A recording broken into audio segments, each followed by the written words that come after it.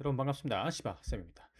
자, 오늘은 기업은행의 필기가 어떻게 출제될지 한번 알아보도록 하겠습니다. 먼저 저는 결론부터 말씀드리는 걸 좋아하죠. 결론은 기존의 출제 유형과 크게 다르지 않을 것이다. 난이도는 좀 쉬워질 수 있어요. 왜냐하면 이제 작년 시험 하반기가 워낙 터졌거든요.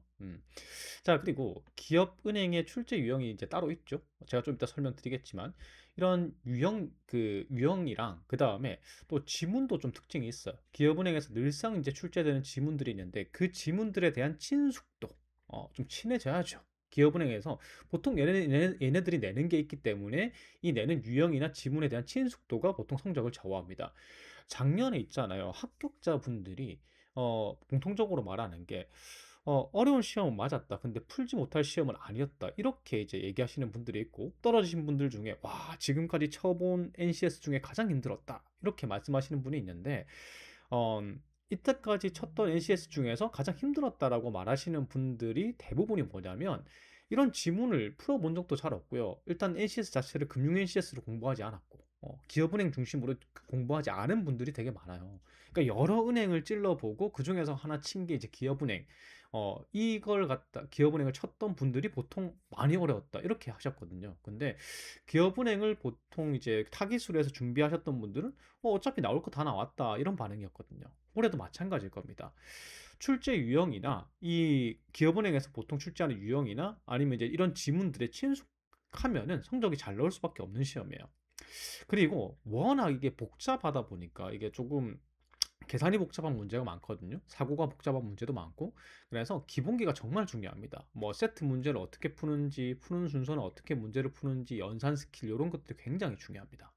자, 이렇게 이제 결론을 내렸고 이렇게 설명하는 근거를 지금부터 보여드릴게요. 우선 뭐 기업은행의 유형함 이런 거죠. 케이스 스터디.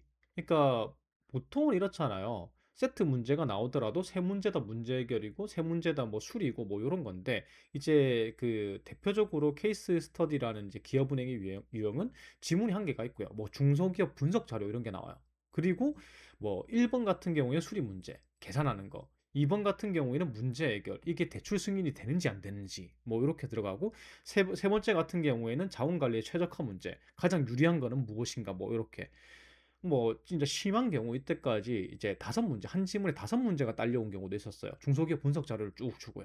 그러니까 이런 게 케이스 스터디입니다. 익숙치가 않거든요. 보통은 수리 세 문제, 뭐 한 지문에 문제 해결 세 문제, 의사소통 세 문제 이렇게 이제 딸린 것만 봤지 섞여 있는 거는 여러분들이 풀어본 적이 없다는 거죠. 그래서 그런 이제 출제 유형이 나올 것이다. 그 다음에 지문은 이때까지 대부분 경영, 경제, 금융 지문하고 그 다음에 그 데이터 있잖아요. 그 디지털. 데이터나 디지털이나 AI 같은 거. 이게 요즘 계속해서 빈도가 높아지고 있죠. 이런 거에 대한 배경 지식을 갖춘 지원자가 유리할 것이다. 지문이 이런 게 나오니까요. 음. 그래서 이제 그 기업은행 필기 같은 경우에는 금융 관련 책으로 공부를 해야 되는 거예요. 그 다음에 대표적으로 많이 나오는 게 이게 시간이 부족했던 게 식이 굉장히 복잡한 금융 상식 같은 게 나오고 거기 대입해서 푸는 그런 문제들이 많이 출제됐거든요. 이것도 익숙치 않으면 빨리 풀기 힘들어요. 그 다음에 알고리즘 문제가 늘상 나오는 건 알고 계시죠? 알고리즘 문제. 요건 모르시는 분은 기업은행 지금 준비 안 하고 있는 겁니다. 알고리즘 문제가 출제되니까 이거는 무조건 나올 것이고. 이때까지 계속 나왔어요. 그다음에 자원 관리 문제는 대부분 최적화 문제일 것이다. 그러니까 뭐 비용 같은 것들 막 계산해 가지고 막 푸는 최적화, 가장 유리한 거 고르는 거 이런 게 나올 거고요. 조직의 문제는 상황 판단형. 그러니까 특이하게 기업은행 같은 경우에는 조직 기회와 자원 관리 문제를 상황형으로 굉장히 많이 내요. 그러니까 상황을 주고 뭐 모듈 이런 거 상관없이 그냥 읽고 나서 판단해서 푸는 문제들이 있죠. 마치 이제 논리 추론 같은 문제들이 나오는데 이런 문제가 주로 나올 것이다. 음. 그래서 이제 이게 별별 소문이 다 돌거든요, 지금. 어, 그 URL, 채용 페이지 URL이 인크루트다. 그래서 인크루트가 수주했을 것이다. 이게 말이 안 돼요. 왜냐하면 이거 나중에 설명드릴게요. 그다음에 또 이제 NHR이 이제 수주를 했다라고 지금 떠 있거든요. 나라장터 상에는. 그러니까 개찰 결과에 NHR이 1등이잖아요. 그래서 NHR이 수주를 했으니까 논리, 명제, 참, 거짓, 뭐 응용 수리 모든 문제가 요번에 기업은행 문제 출제되지 않을 것인가 이렇게 또 막 단톡방에 막 그 옥하방에 얘기가 많이 떠돌고 있는데 이건 검수 과정에서 걸러질 가능성이 큽니다. 원래 유형 요 유형들이 그대로 나올 가능성이 커요. 왜냐하면 이것 때문에요.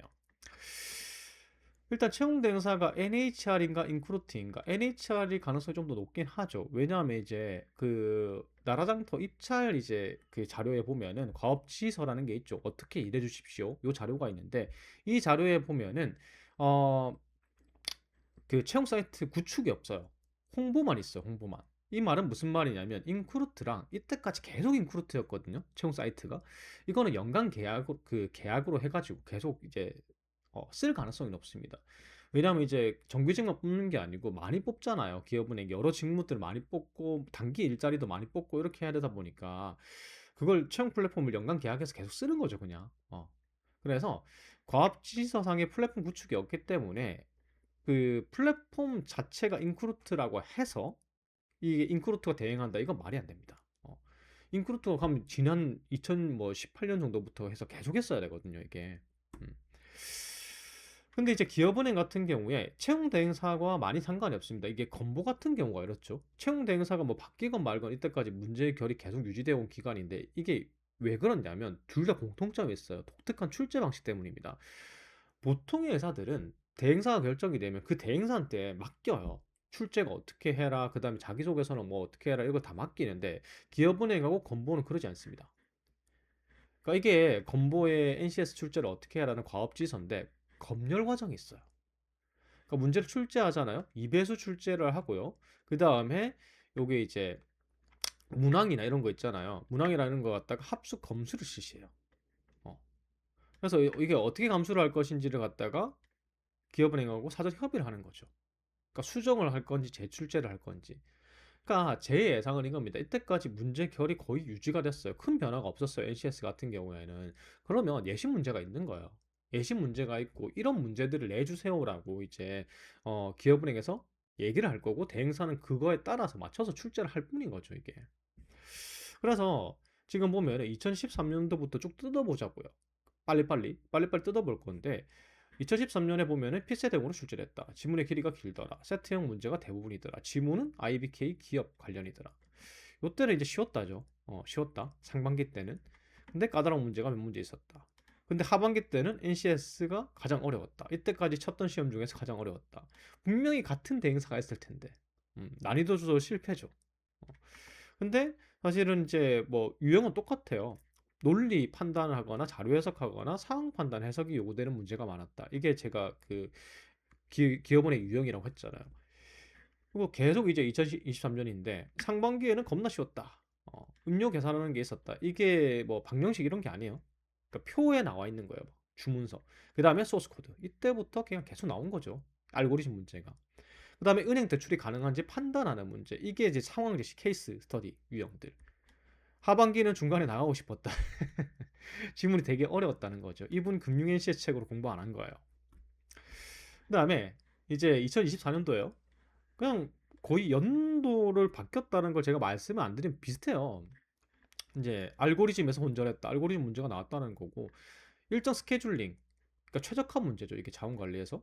그다음에 이제 문제 해결인가 자원 관리인가 여튼 비용 일정의 그런 거 구하는 거 이거 이제 최적화 문제예요. 최적화 문제. 그러니까 보통 문제 해결보다 자원 관리에서 이런 게 많이 나오죠. 이런 계산하는 문제들. 그다음에 정보인가 암호해독인가 이분은 알고리즘 문제가 나온다는 걸 모르고 치러 가신 거죠. 이분도 그렇고. 그러니까 이런 걸 나온다라는 거 알고 가야 되는데 그냥 모르고 그냥 치러 가는 거예요. 그냥 그 전주에 뭐 하나은행 치고 그 다음 주에 무슨 국민은행 치고 뭐 이렇게 하는 거죠, 그냥. 그 다음에 금융상식 수준의 지문이 많이 나왔다. 이건 계속해서 이어지고 있는 겁니다. 음. 그러니까 그러다 보니까 전공자가 유리하긴 해요. 그런 거에 대해서 이제 지문들이 출제되니까. 근데 반면에 또 이제 금융이나 경제 경영 전공자들이 또 디지털 지문들은 어려워하잖아요. IT 직무들은 또 그걸 또 쉬워하고. 음. 시간 분배가 중요하다. 당연히요. 이게 지문이 길기 때문에. 그러니까 필세팅이었다. 계산이 복잡했다. 이게 알고리즘 문제가 대부분 이런 반응이거든요. 문제가 뭔가 되게 어려웠는데 이게 막상 해보니까 쉬웠다. 그다음에 금융 쪽 전공에 필세만 판 사람이면 무난히 합격하는 시험. 이 말이 맞긴 해요. 그러니까 지문에 대한 친숙도와 그다음에 이제 제가 금융 쪽을 판다기보다는 기업 은행을 맞춰서 대비한 사람들은 시험이 그렇게 어렵지 않습니다. 예상 가능한 범위에서 문제가 나오거든요. 맥도날드도 아니고 다 세트다. 자, 2025년입니다. 이게 상반기인데 작년이죠. 똑같아요. 똑같아요. 어, 조금 어려워진 거죠. 그러니까 똑같은 얘기가 계속 나오지 않아요? 지문이 매우 길고 독해가 어렵다. 뭐 계산이 어렵다. NCS는 항상 그렇듯 여러 은행 중에서 기은이 가장 어려웠다. 지문이 길고 이해하기도 어려웠다. 당연히 기니까요. 당연히 기니까. 이게 어렵다기보다 그냥 짜증나는 거죠. 시간이 부족한 거예요. 자료 해석 중심이다. 계산이 복잡하고 까다롭다. 제가 이것만 안 바꿨으면, 이걸 말씀을 안 드렸으면 그냥 똑같은 후기다, 똑같은 연도라고 생각하실 것 같지 않아요? 세트형. 알고리즘, 법조문에서, 그러니까 규정 같은 것도 되게 많이 나오죠. 음. 결이 똑같아요. 1번부터 힘들었다. 이게 작년이 최악이었죠. 작년에 하반기가. 1번부터 힘들었다. 선택과 집중 중요하죠. 그래서 푸는 순서가 중요한 거예요. 이게 기본기라고 하죠. NCS 풀 때, 이런 문제는 건들면 안 된다. 이런 문제는 건드려야 된다. 그런 거 판단하는 기본기가 굉장히 중요한 거예요.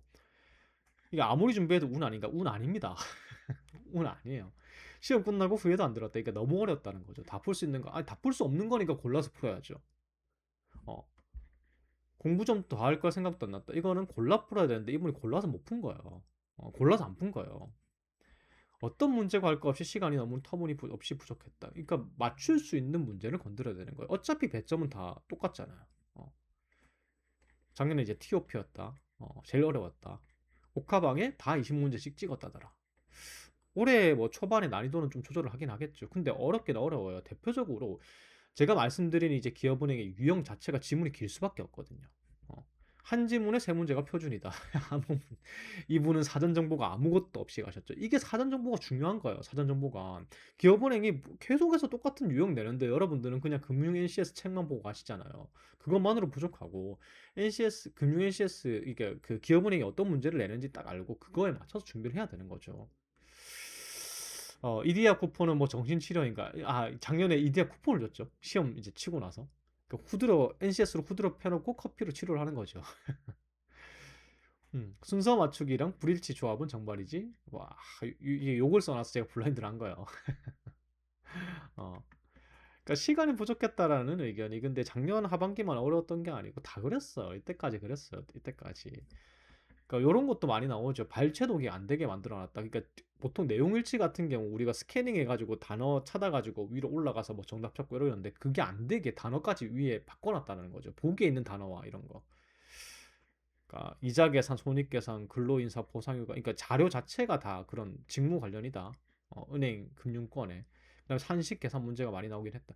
산식이 문제 하나가 산식으로 나오진 않더라도 뭐 자료 이제 계산하는 자료 일치 문제 같은 경우에도 산식을 이용해야 되는 경우가 굉장히 많다라는 거죠. 그 빈도가 높은 거야. 음. 그다음에 이거는 상하반기 다치신 분들이 얘기하신 건데 도표 해석, 비율 증감, 자료 해석 정석적인 문제가 많았다면 하반기는 뭐 규칙에 맞게 계산하는 거. 자료 해석 상황 판단의 느낌이었다. 사실 섞여 있긴 했어요. 음. 그러니까 시중 문제집에도 없고 금융 피셋, 은행 피셋에도 많이 없는 상향 적용. 이게 상황 적용 문제 자체가 기업은행의 그냥 디폴트 문제입니다. 이게 조금 많아진다 적어진다일 뿐이지 무조건 나오는 문제예요. 알고리즘은 풀면 답은 잘 나왔다. 생각보다 쉽다. 연산 기본기가 정말 중요한 것 같아. 그러니까 다 계산이니까요. 계산 문제는 후순위로 날린다. 근데 이게 후순위로 날리면 풀만한 게 있을까요? 거의 다 계산이긴 한데. 어쨌든. 그래서 이게 NCS의 비중 변화만 있었어요. 그간에 뭐 25문제, 뭐 40문제 뭐 이런 식으로 변화해 오고 비중만 뭐 배점의 비중만 변해 왔을 뿐 난이도의 변화가 조금 있을 뿐 출제하는 유형들의 일관성이 있었어요. 이렇게 이제 일관성을 유지하는 게 계속해서 같은 대행사가 하진 않았을 거란 말이에요. 이게 그 기업은행이 계속 공개를 안 하죠. 어, 이게 사유가 있는 경우에는 이렇게 공개를 안 해도 됩니다. 나라 전당 상황에서 공개를 안 하는데 이게 그래서 이때까지 인크루트가 했다. 그것도 말이 안 돼요. 이게 몇 년 이상 하면은 막 소명해야 되거든요. 그게 이제 채용 비리 때문에 그래요. 그러니까 몇 년씩 막 할 수가 없어요. 보통 뭐 3년 이상 하면은 4년째는 뭐 다른 업체 주거나 그 부산교통공사나 이런 데가 그렇잖아요. 보면은 사람인이 했다가 인크루트가 했다가 막 바뀌었잖아요. 계속 부산 통합채용 같은 경우에도 근데 문제는 계속해서 일관성이 있었어. 이게 뭐냐? 얘네들이 그 채용 대행사한테 제시하는 내신 문제가 있는 거고, 그걸 또 검열을 하는 거예요. 검수 과정이 있는 거예요. 그래서 보통 뭐 조금 더 설명을 드리면은, 그 시중은행들이 온라인으로 이제 시험을 치니까 요런 거 이제 보통 내는데, 국책은행이 원래 피셋형을 많이 내요. 자료량이 많아요. 국책은행들이 조금 더 NCS에 가까운 걸 많이 내죠. 시중은행은 온라인으로 치는 경우가 많다 보니까 인적성에 가까운 스타일들을 많이 내는 편이고, 어, 원래 국책은행은 필셋 형태로 많이 냅니다. 국책은행이라고 하면 산업은행, 기업은행, 그다음에 수출입은행을 말하는 거겠죠. 뭐 금융공기업들이나요. 원래 필셋형이 많아요. 그리고 기업은행은 조금 더 상세하게 분석해드리면 케이스 스터디 이런 거 많이 내고요. 그러니까 그 특정 중소기업의 재무제표나 보고서 뭐 이런 거 현황들을 주고 재무 비율을 계산하는 수리 문제, 그다음 의사소통 문제, 문제 해결 문제, 이거 대출 승인 여부 결정 그가 될 것인가 안 될 것인가, 뭐 A 기업은 되냐 B 기업은 되냐 이런 거 있잖아요. 그런 거 이렇게 세트로 나오는 거예요. 여러분들이 보통 책에 없는 유형들이죠, 이런 게. 그다음에 금융산식 활용이 많이 나오고, 알고리즘은 무조건 나오니까 그냥 하고 가셔야 되고요. 어떻게 푸는지. 그 다음에 자원관리는 주로 최적화 문제, 뭐 일정 짜는 거나 한정된 예상 안에서 뭐 최적의 대안을 낸다는 거나 이런 거고, 조직이해나 이제 뭐 이런 것들, 자원관리가 되게 상황형, 상황을 읽어보고 생각해서 푸는 그런 상황 판단형 문제가 주로 많이 출제된다. 그 다음에 지문의 종류는 거의 다 금융 쪽이다. 그래서 금융 NCS 책으로 공부하는 게 유리하다. 특히나 이제 그 행원 준비하시는 분들이, IT 직무 말고 행원 준비하시는 분들이 이 IT 그 지문을 되게 힘들어하죠. 전문학 용어가. 근데 반대로 또 IT 직무분들은 금융 이제 이 개념을 어느 정도 좀 알고 있으면은 독해가 쉽거든요. 근데 그걸 잘 모르시니까 그냥 NCS 책으로 공부하시다가 오시면은 와 이건 뭐지? 이렇게 되는 거죠, 이제. 음. 그래서 뭐 NHR이 그러면은 만약에 다른 문제를 내면 어떻게 하냐, NHR 유형대로 내면 어떻게 하냐, 이렇게 이제 생각하시는 분도 있어서 NHR이 어떻게 내는지 간단하게 말씀드리면, 완전히 이제 기업은행이 싫어하는 유형들이에요. 그러니까 모듈형 문제를 좀 내는 편이고, 이런 거 있잖아요. 막 조합이나 순열 같은 거, 이런 거 확률 문제도 내고요. 수열 문제도 내고, 의사소통 문제는 뭐 이런 거 많이 내고, 그러니까 평이하죠. 평이한 수준이고, 문제 해결은 또 논리 문제 많이 내요. 막 스킬 가지고 푸는 거 있잖아요. 그 다음에 자원 관리는 거의 모듈형이었고요. 근데 이 유형들을 거의 다 기업은행에서 용납하지 않는 유형들이거든요. 그러니까 이게 필기 후기가 다 이렇게 나오잖아요. 뭐 단어 넣고 명제 나오고, 어, 계산이 그리 복잡하지 않았다. 완전 결이 다르죠. 참거지 문제 좀 좋아하고요. 요 대행사가 응용수리 문제가 좀 나오고 막. 근데 제 생각엔 다 걸러질 것 같아. NHR이 뭐 지금 확실하진 않지만 지금 얘네들이 하더라도 제가 생각하기에는 원래 그 결대로 갈 것이다. 어, 문제 기조가 크게 변할 리 없는 이 출제 구조를 가지고 있다, 얘네들이. 그래서 한 번 더 정리해드리면 이럴 것이다. 그렇기 때문에 빈출 유형, 얘네들이 낼 건 뻔하다. 요거에 대해서 어떻게 얘네들하고 좀 친해져야 되는 거죠. 친숙도가 정말 중요해요. 지문과의 친숙도, 기업은행 빈출 유형과의 친숙도, 거의 친구가 돼야 됩니다. 친숙도라는 게 요번에 핵심 키워드인 것 같아요. 그래서 어, 친해지게 만드는 게 중요한 거죠. 어. 그 다음에 이제 기본기, 피지컬이 정말 중요하다. 근데 너무 그 완전 빨리 풀고 이런 기본적인 피지컬이 아니라 우리가 배울 수 있는 피지컬 있잖아요. 뭐 문제 푸는 순서라든지 이런 거, 이런 기본기가 정말 중요해요. NCS를 어떻게 푸는지 아는 게 정말 중요해요. 어. 그래야지 짧은 시간에 최대한 많은 문제를 풀 수가 있겠죠. 그래서 다시 한 번 더 말씀드립니다. 친해지세요. 기업은행의 시험을 치러 갈 거라면 기업은행이 주로 출제하는 문제 유형들을 좀 살펴보시고, 그 문제들을 갖다가 좀 많이 풀어보시고, 지문도 딱 얘네들이 내는 거 정해져 있으니까 그쪽에 배경 지식을 좀 키우는 것도 하나의 방법일 것 같아요. 그 다음에 NCS 문제 푸는 제가 그 순서라든지, 어떤 문제는 어떤 유형을 어떻게 풀어야 되는지 접근법 있잖아요. 좀 전략적으로 접근하는 거, 이런 거 모르신다면 배우시는 게 맞습니다. 이거는 배우셔가지고 그거 가지고 풀어보시는 거, 그게 정말 중요할 것 같습니다.